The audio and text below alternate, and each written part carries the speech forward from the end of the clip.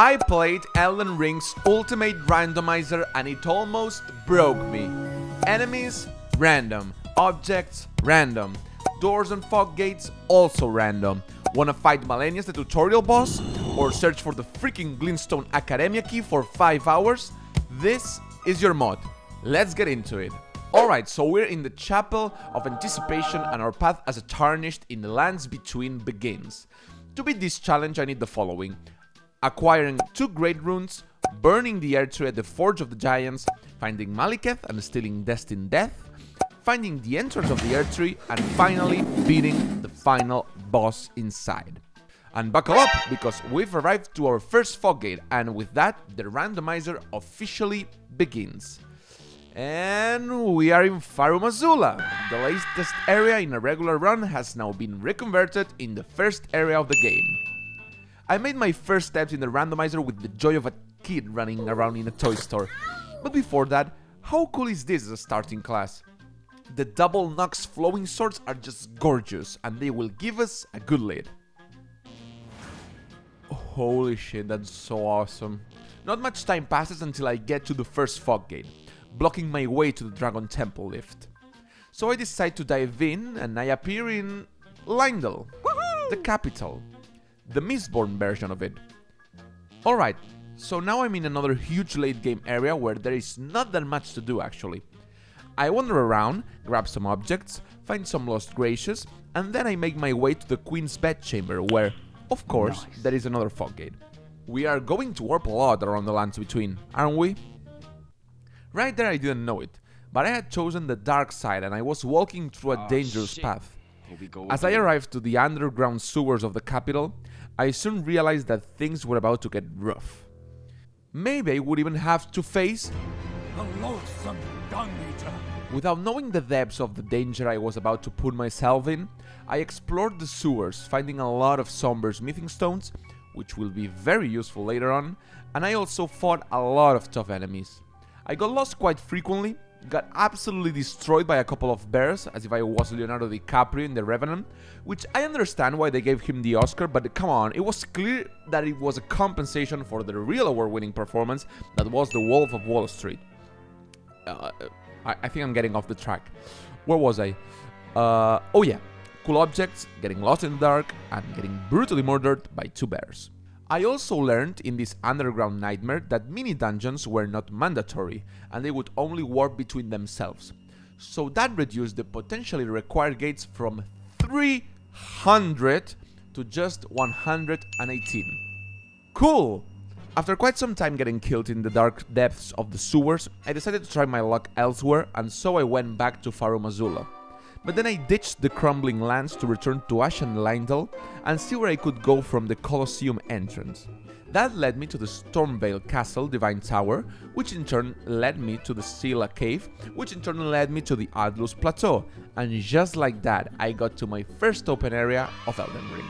It was on Limgrave, Liurnia or Caelid, which I would have loved, but nevertheless this was a huge success.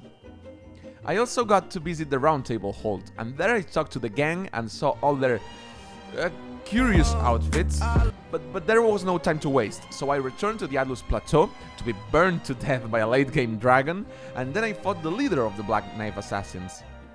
I tried to avenge Goldwyn the Golden, he the first who fell, but I instead ended up joining him. I am sorry, buddy. I tried. Well, that didn't work, so I rode with Torrent to the gates of Lindell. Which is quite weird considering I just came from there. But well, that's the ultimate randomizer for you. I had some trouble fighting a double Earth Tree avatar, and I thought I could cheese it, until I found out I needed to defeat both of them or they would simply respawn. Hello there. On the gates of Lindell, there was yet another Earth Tree avatar, and this was my time for redemption. I talked with the boys, I always love a good talk with boys. And then I went on with my journey, and that journey brought me to the Flame Peak. This was my first proper boss fight, and I was so delighted to find them. So how did it go? Well, the Valiant Gargoyle just tore me apart and told me to come try again in 50 years from now. And I decided to follow their advice because, honestly, my damage output was absolute trash. I needed to gear up.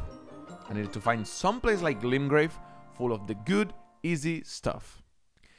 I decided to travel across the Alus Plateau and visit Dominula, because it reminds me of Castilla-La Mancha. I fought a mini-boss there and switched to what would rapidly become the weapon of the run, Eleonora's Poleblade.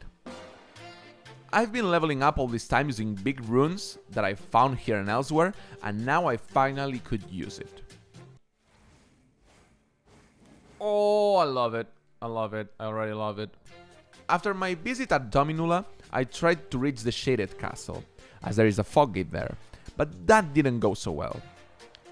Then I went to the subterranean shunning grounds, and that went less well. And then I went to the Valiant Gargoyle boss fight, and that went terribly wrong. I decided to give it a go at the Shaded Castle again, as things were starting to become frustrating, and after a lot of effort, I found the fog gate. I traversed the green mist, and soon discovered that it led to a dead end. The first of so many that you can even not imagine. I was feeling a little bit of a burnout, so I went to a trip to Venice with my girlfriend. Really cool city. I love Italia and all of you Italian folks. But anyways, before landing back in my home country, the flight attendants told me we were diverting our flight course to land instead in Farum Azula, which is where I ended up instead. I realized I hadn't explored all that I could have explored in Maliketh's summer vacation residence, so I gathered some interesting objects along the way and knocked on the Blackblade's door. He wasn't there though, so I was redirected to the Forbidden Lands, and there I defeated a Dragon King soldier that was freezing to death, the poor little guy. I tried to return to the capital, but there was yet another fog gate, and that one brought me to the actual man, Maliketh. Well, not Maliketh, but the Beast Clergyman, which is his stage name. It was a beautiful fight against one of the main guys of Elden Ring. I didn't get a Great Rune or Destined Death, but a Sacred Tear was a good consolation prize. Margit's Arena led me to the Runestorm Precipice, which is located in Liurnia. Finally, I wanted to reach either Limgrave or Liurnia since the start of the playthrough, and finally it was at the grasp of my fingers. I made my way down, and when I emerged from the last cave, I found out a terrible truth. There was a fog gate there, which led to the deep Ainsel well. Alright, that's not bad, that's not bad. If I go down, surely I can keep advancing. Another dead end, okay. Until I follow Ranni's quest. Cool. Very cool, yeah, cool. Cool. I decided to reevaluate my priorities, and I decided to give the Valiant Gargoyle a serious try. It couldn't be that bad, right? With my new and upgraded weapon, this wouldn't be as nightmarish as I thought, right? Well, as Tony Montana once said, Say hello to my little friend! this was the double gargoyle fight. I was screwed. The smartest thing would have been to go anywhere else, but I was hard-headed. This was my destined battle. I had to win. But before, I failed, and I failed, and I failed, and I failed some more, until finally, after more than an hour and a half of fighting these goddamn gargoyles, I managed to pull it off. Oh wait, no, there's a second phase. Oh no. Oh no. What? No fucking way. I was crushed. I tried another 30 minutes to get through the gargoyles, but knowing that the fucking final boss awaited me after it was just too much. So I yet again decided to save this fight for later and ditch. So after that horrible experience, I decided to change my outfit. New outfit, new me, baby. And so as I was pretty much stuck, I decided to get back to Farum Azula, because I realized I hadn't explored all that I could have explored in the Dragon's Nest hometown. I went to the secret Placidux arena, and that led me to the beginning of Farum Azula, which, you know, it kind of fits. I advanced as per usual, and here I committed a fatal mistake. What you see over there is the Dragon Temple, home of the Godskin duo, which houses none other than 3 fog gates. You see it? Cool, because I will not during the next several hours. I ended up in a fog gate, however, and I really, really hoped I could get to an early game area such as Lingrave. So obviously,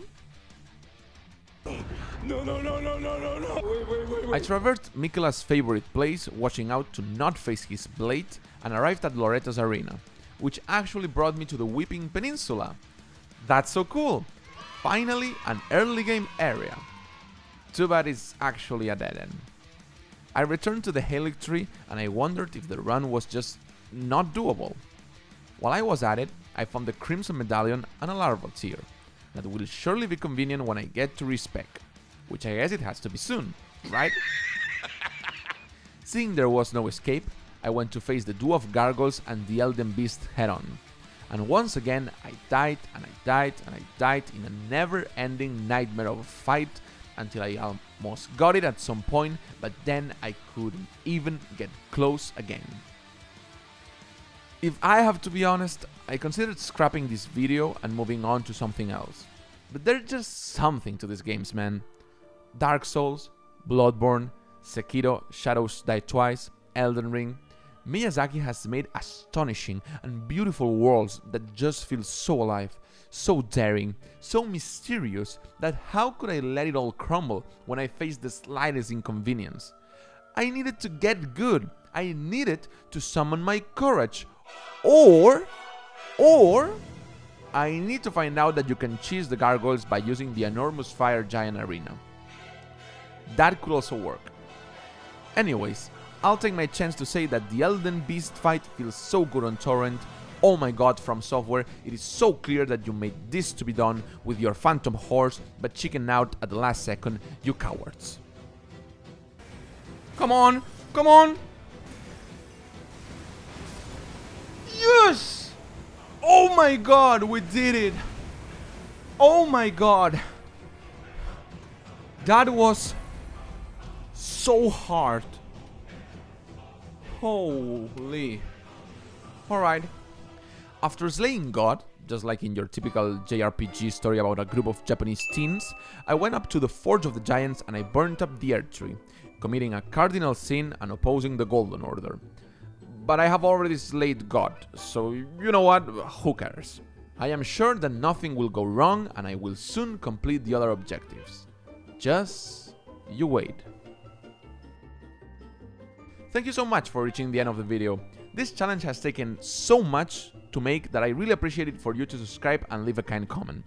Also, leave a round of applause for Weskis for editing this behemoth of a footage. Anyways, part 2 is coming up real soon, so beware of that, and as always, thanks for watching. Until we meet again.